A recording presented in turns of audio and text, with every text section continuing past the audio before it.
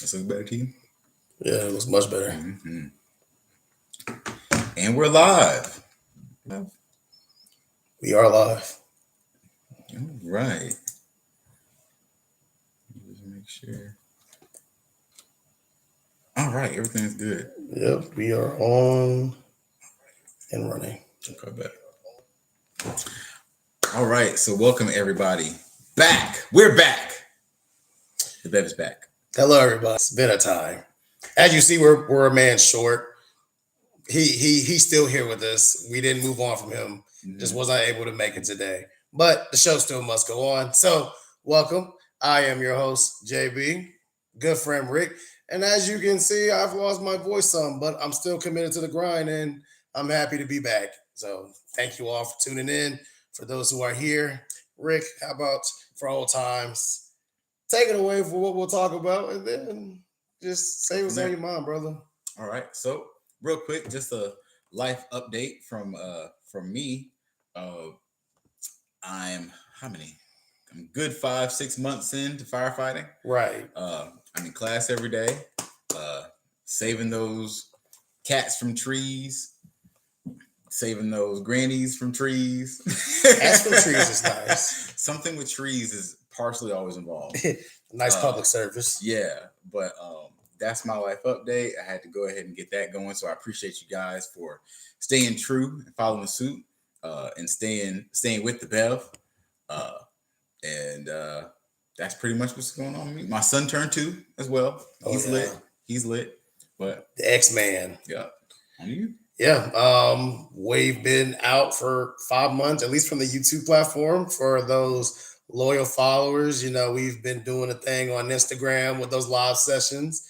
As far as my life is concerned, I got engaged, so never been spending time trying to become a better man and a future husband. Also working at this lovely job that I have. So, life is great, but we still have that undying love for this beloved team that we call the Falcons. And since we last saw you all 5 months ago, there's been so many changes to this team. So we'll start with the obvious. Raheem is gone. Hitler's dead. Hitler's dead. Hitler is dead. Terry Fontenot's also. Real quick, just because we're at Raheem, what will you miss most about Raheem? Not a damn thing. Okay. Not once. I'll miss the aspect of saying, hey, I have a black head coach. That was the highlight of Raheem Morris. Outside of that, there is nothing positive. All the ups were met with a extreme amount of downs. You're a super hater right now, because I will forever miss those memes that people would put with him looking at the Jumbotron. Those memes that I see on Twitter. So you're looking for humor in dying moments. That's what you're going to miss. That's what I was doing. Okay. You ain't going to hate the player. You got to hate the game. Hey, no. I hated the game. I ain't going to lie to you. I was hating those games. Outside of that terrorist, Terry also removed from his position. That one, I was happy that it also happened, but there was a little more skepticism around it as compared to Raheem, as Raheem was getting a team ready to win, and Terry Fontenot, from a 5-year tenure as the general manager, had opportunity. You see where it went wrong, but you also see where he attempted to correct it.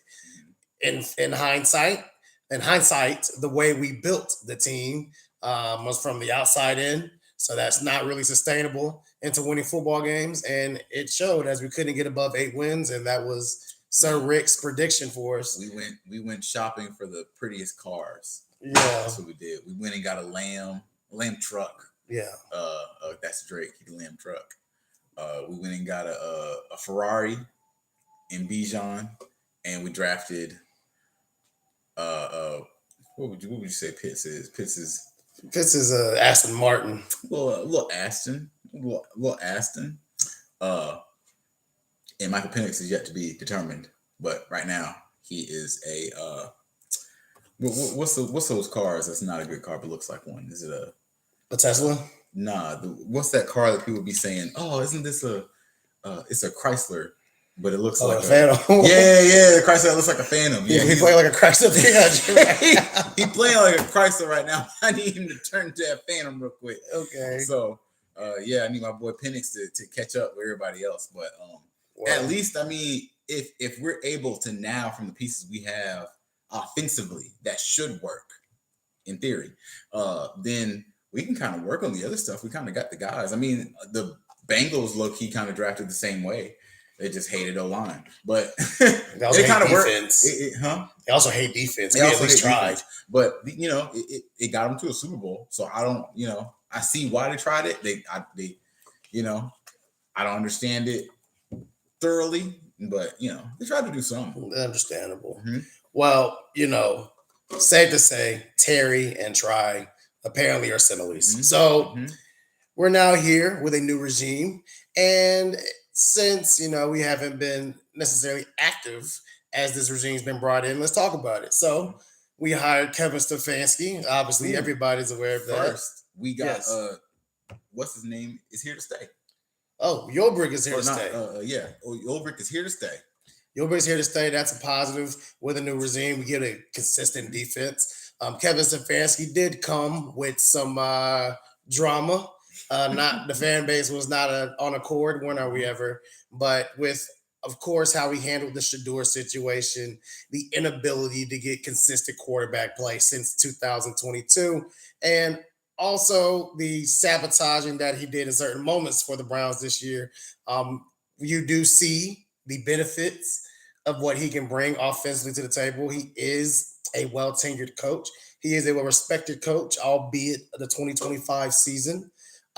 So the promise of his offense being brought to the team is he's heavy in tight end usage. And for our missing podcast member, Quay, that helps to the benefit of getting Kyle Pitts more touches, who this year, under the new regime, we did tag. So, Rick, I'll let you get into the coaches and all that have been brought in. But in addition to Kevin Stefanski, we also hired that new GM in Ian Cunningham, a well-respected scout in his early years, who later evolved into an assistant GM with the Bears and previous before that with the Ravens and the Eagles. So teams that have also what's the word I'm looking for? To have prioritized defense as their number one and have been known for their play. So now when you have a guy that can show a history of getting trench players to their team, and he has now also stated that that is his focus and also has made it a focus that we're going to build through the draft and not build off of throwing money at people. Little shot at Terry. Now we are trying to officially start the rebuild we should have started maybe 5 years ago. So, Rick, with all that being said, tell me your takeaways from not only Stefanski as a hire, but also what you think Ian Cunningham can bring to the franchise. So what Ian has promised was that picks. We're gonna have a lot of them. This is gonna be the last time we have 5 picks, right? Now, I understand when people heard that, people were like, oh, well, we're not going to finish with 5 picks. We're going to end up with so much and so much for this year. I just don't see that being like a relevance of like us getting a lot when you see that we're getting all these compensatory picks for 2027. Because I think this year for us is more of a checks and balances where we're going to actually like everybody's being put to the test. That's why we have everybody on these 1-year deals. Like we already told Tua and we told Michael Penix, hey, you both are competing for this job. Do I think that they have a favorite of the two? Yes, but I'm not going to say that if Tua doesn't go out here and just completely crash out, like, and, you know, we're like, you know, we can let Michael Penix sit for a little bit, let him get healthier, you know, and stuff like that. If they invite that option, then and Tua's doing good, I mean, I can't see this not being a Daniel Jones situation. Like if one quarterback's making us, if we have the quarterback that's going to make us better, and if it happens more instant, like we're going to go the way the NFL is going. We're going to go with that player that we just added to our team that makes it go. Like, and I'd be like, that's unfortunate for Penix. I want it to be Penix. I hope it's Penix. I hope Tua is bad. Yeah, no, I don't hope Tua is bad. But, you know, You want them all to succeed. Might be some truth for that, but it's not because I want him to do bad. I just want to see Penix do good. That's just kind of is. We used a first round pick on him. He's a younger guy, but I would love to see Penix just do good. That's honest. That's my honest opinion about it. Penix do good.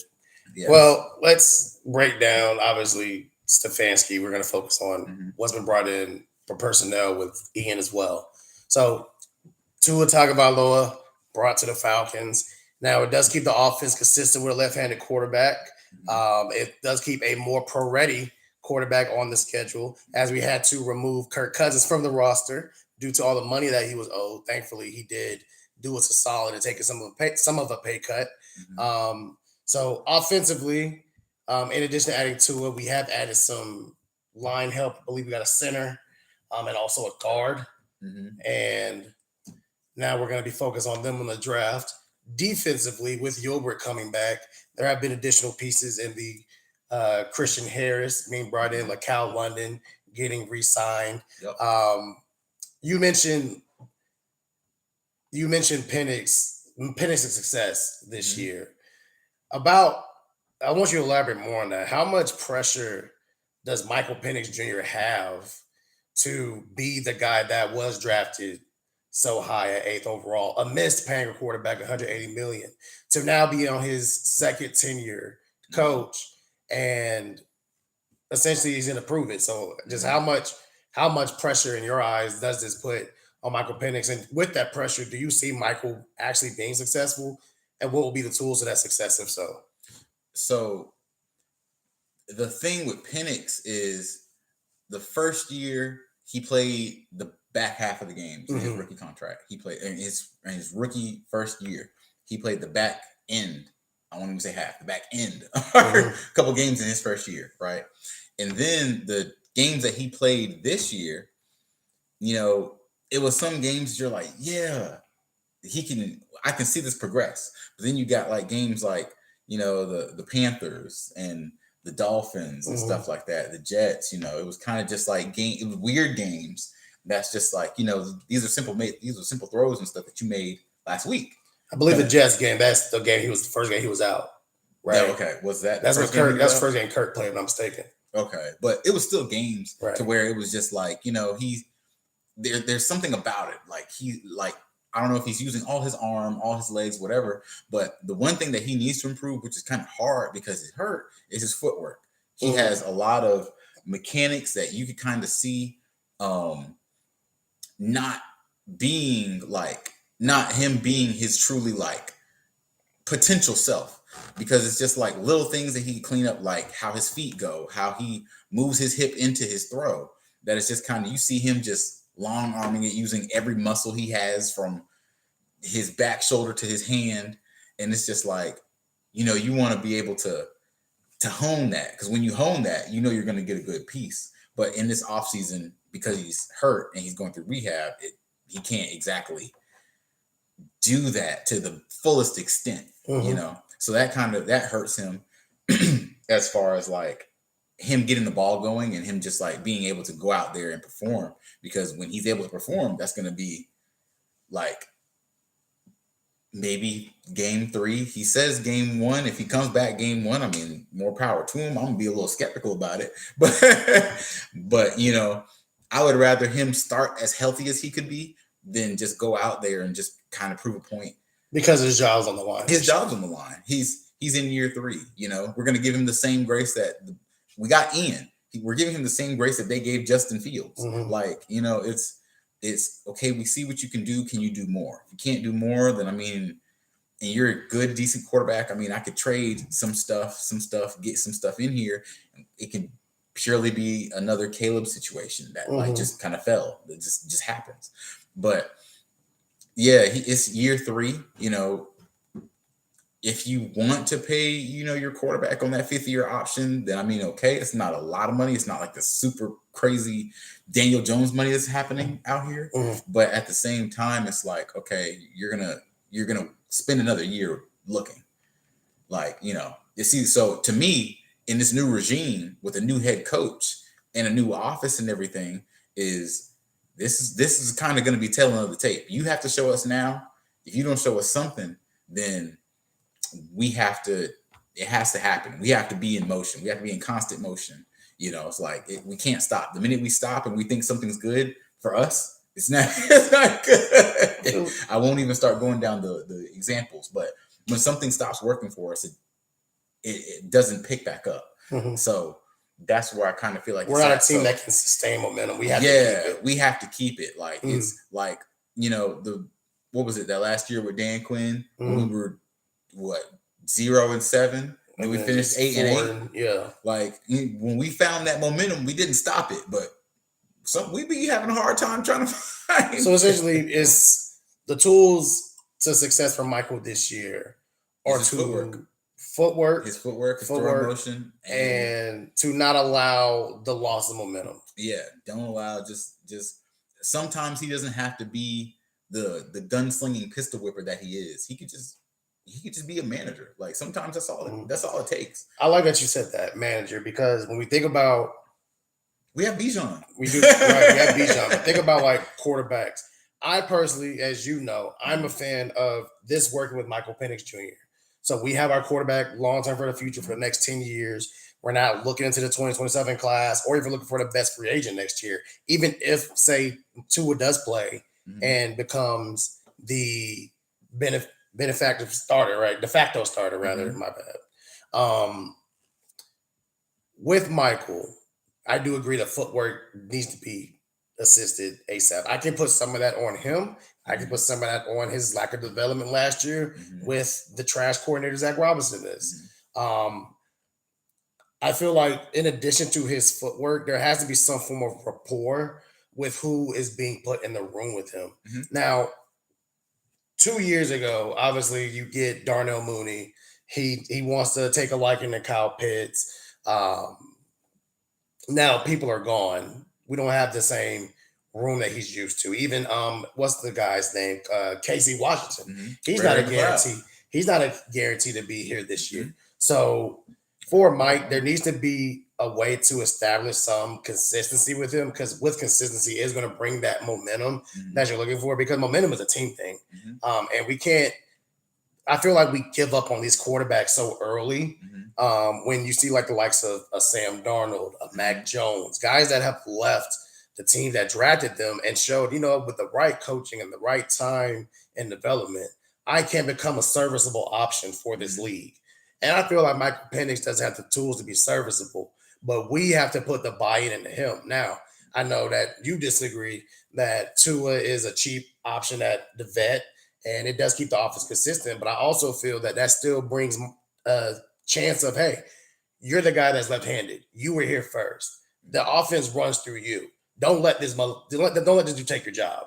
But if it does happen, we're poised for next year again to find a good option, and the cap's going to be better next year. Now, quarterback isn't the only issue that we have. We also have the defensive line depth, and unfortunately, you have the pressing issue of James Pierce Jr., which we don't have to go into what he did. We have the pressing issue of determining if James Pierce Jr. is going to be available for the Falcons this year. Right. I, personal feeling aside and keeping it to the sports, you cannot do you cannot do what he did and expect him to be playing anytime this year. So I definitely think some will say this is going to be a 6-month suspension, or 6-game suspension, a 4-game suspension. I think he's going at least this year. And if he's gone for a year when we need to be figuring out what we're doing in 2027, it is a position where, as bringing Ulbrich back, you have to find a substitution to his production. Now, right now, looking at the roster, you got a Cameron Thomas signed from the Browns. Cal London, as we stated earlier, got re-signed. Who else did they bring? They brought Sam from the Colts. Can't think of his last name. Samson Ebicom. Yeah, Sam Ebicom. They brought him back, or signed him. Everybody to a 1-year deal, I might add. You have the likes of Braylon Trice having to see if he's going to put up or shut up.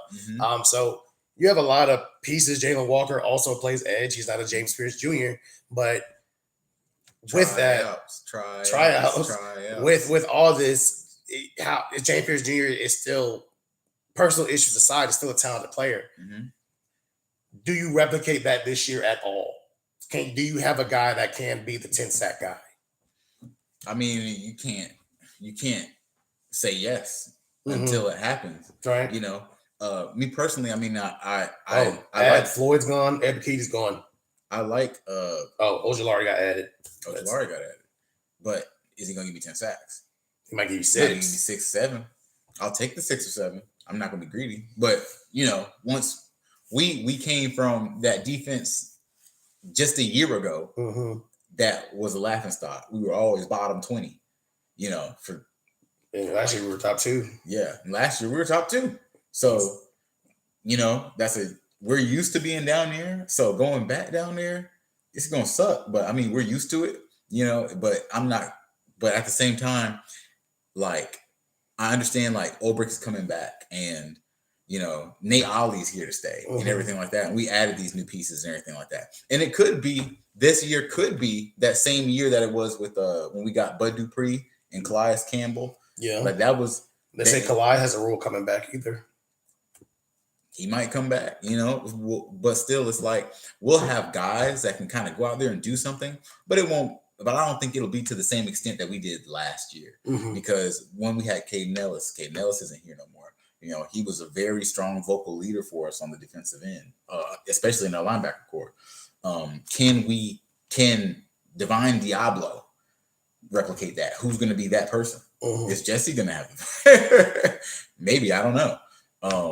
I would want to be a linebacker, but I don't know if, you know, if we get Divine Diablo and if he goes out, it's, you know, it's Chris Harris, Troy Anderson, prayerfully. Troy Anderson. Okay. I just hope JD Bertrand doesn't see that field. But is JD even going to make it to the roster this year? Because he's a Raheem guy. And he didn't do anything on tape last year to even be considered. I mean, even special teams wise, he wasn't the best. Like, there's a lot of questions. I would say, I mean, we're in a team that's strapped for depth, so right? We're not going to give up depth. He doesn't cost. What was he, a 5th round, 6th round pick?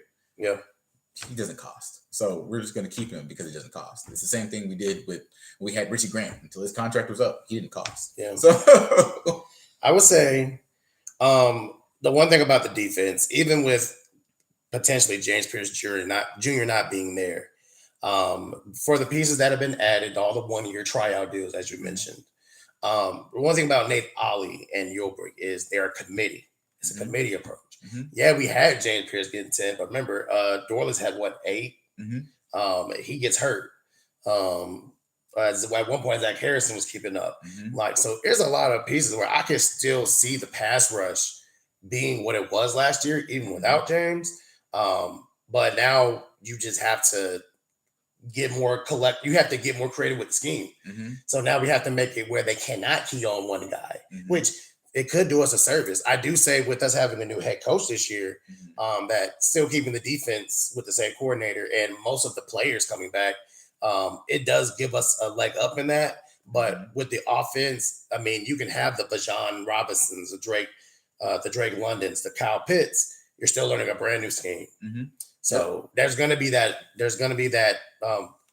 lapse in development, and it's going to be where the defense carries.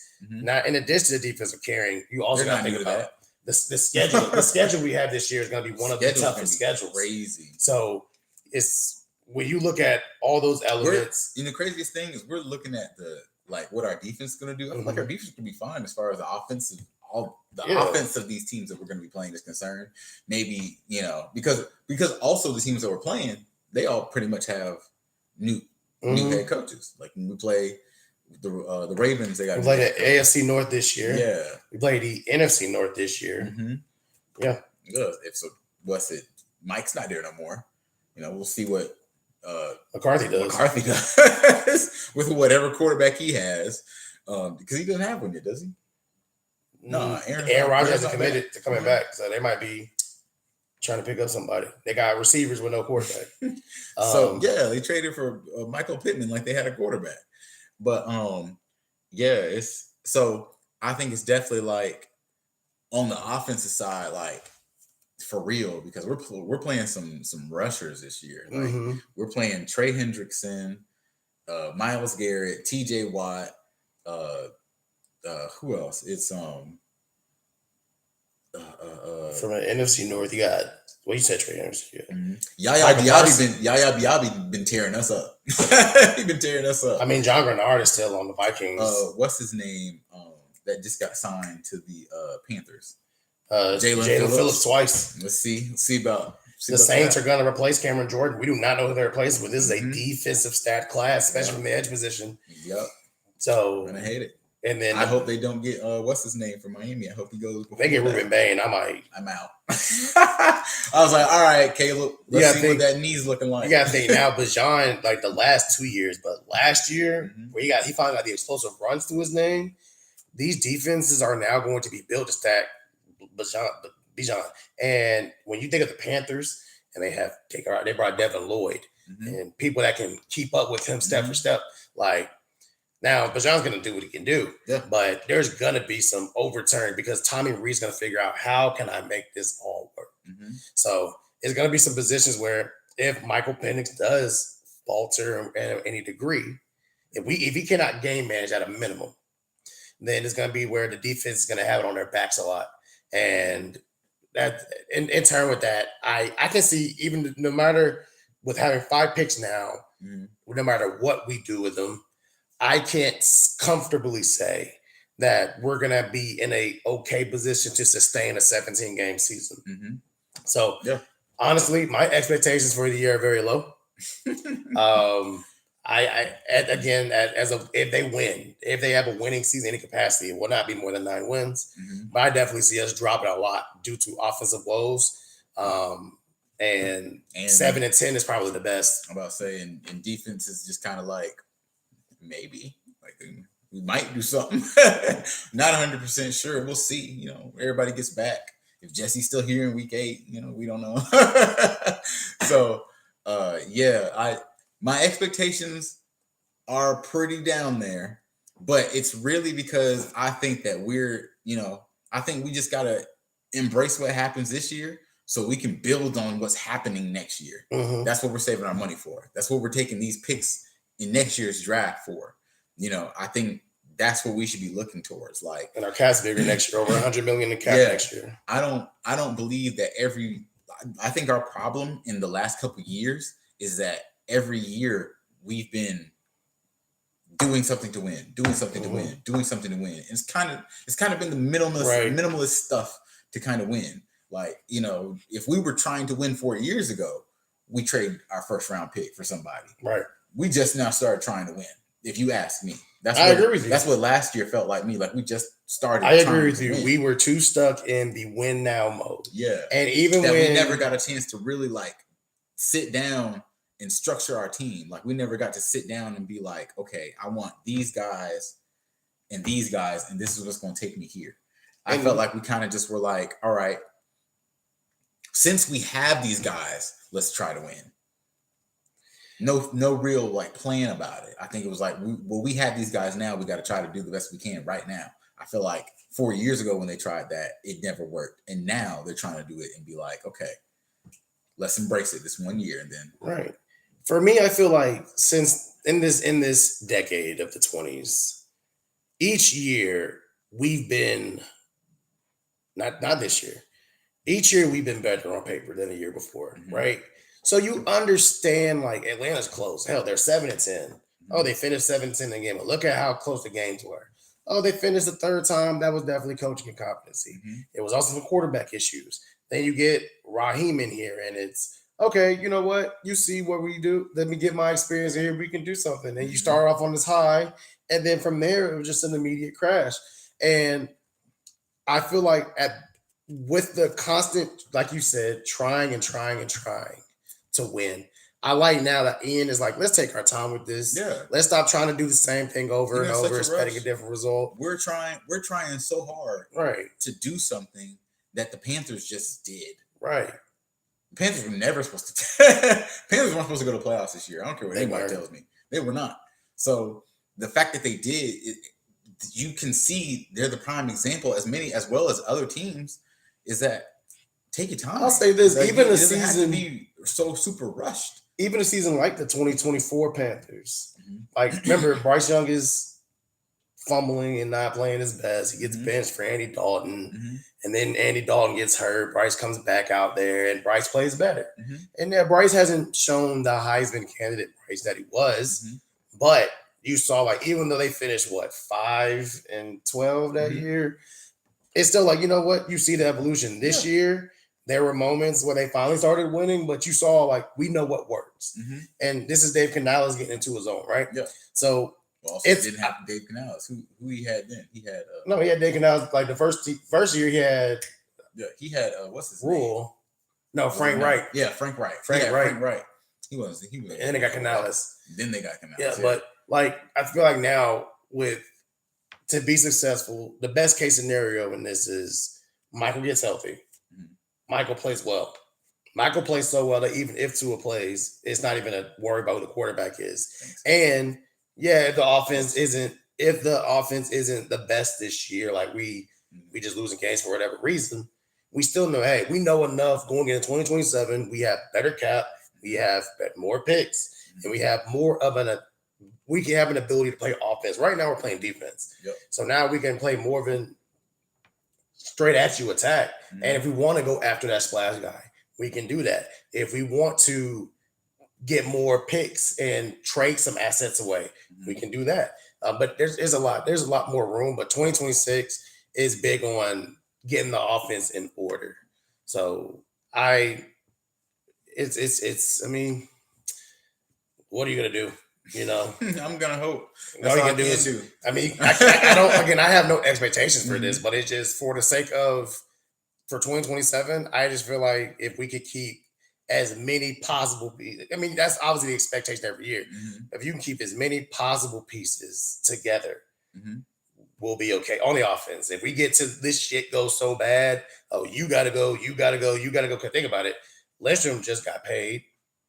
Yeah. McGarry got worried about if he's gonna finish his contract. I'm not worried about that. Jake Matthews, like it's a lot. It's a lot that's at stake here. So we just gotta hope it goes as well as possible. Even if we lose, just hope it goes well. Just hope the guys that do right by us. Just don't be like 3-3 and whatever, bro. If you only win 3 games, I'm like, yeah. It's a show. Arch Manning. Well, I ain't gonna be mad at that.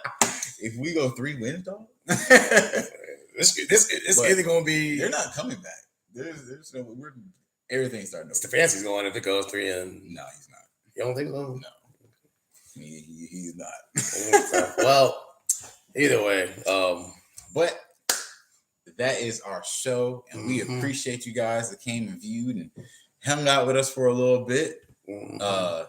And this isn't just a one and done. We're going to be back. We're going to give you guys more content. Since we now have availability, Mhm. You guys comment and say, "Where's Quay?" You know, because where is hashtag Where's Quay? Hashtag Where is Quay? But we appreciate you. We love you from the BEV, man. Keep tuning in. We're gonna keep bringing you good stuff. Amen. And I pray next time we talk, I actually have a voice. But again, we're in this together. So please follow us on our socials, Instagram. Continue to share this page with your friends. And yeah, we look forward to seeing you all soon. But he sound like Yzma. What a wonderful world. End.